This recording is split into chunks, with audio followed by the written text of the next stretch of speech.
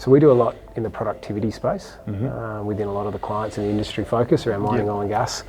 Can you talk to me a little bit around, some of the things that we're looking and addressing from a shutdown turnaround perspective, and where, as you talked about before, getting the unsexy right is enabling some pretty significant transformation in that space. Yeah.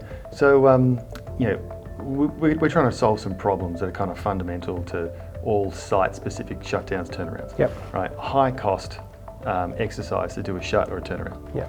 And where's most of the costs? Most of the costs usually in the high cost of labour, particularly for Western countries. Right. So how do you reduce labour costs?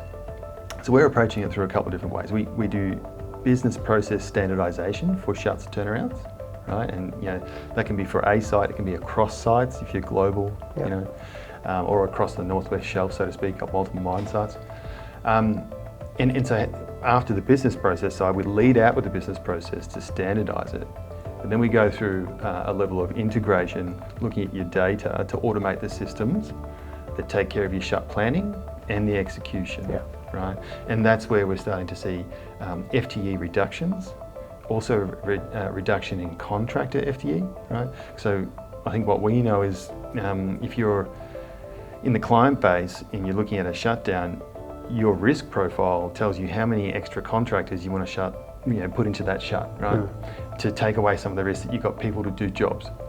However, if you automate your data layer between your planning and your execution, you're taking away a lot of the need for having that larger risk profile.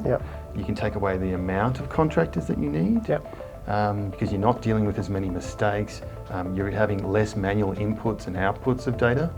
It's just about executing the job. Right. You can even reduce the amount of planners that you have. Right.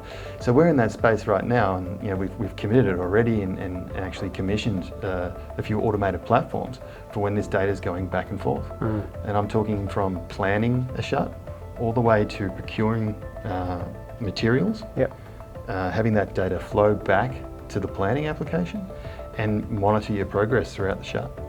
So cost reduction, labour, that's where it's at.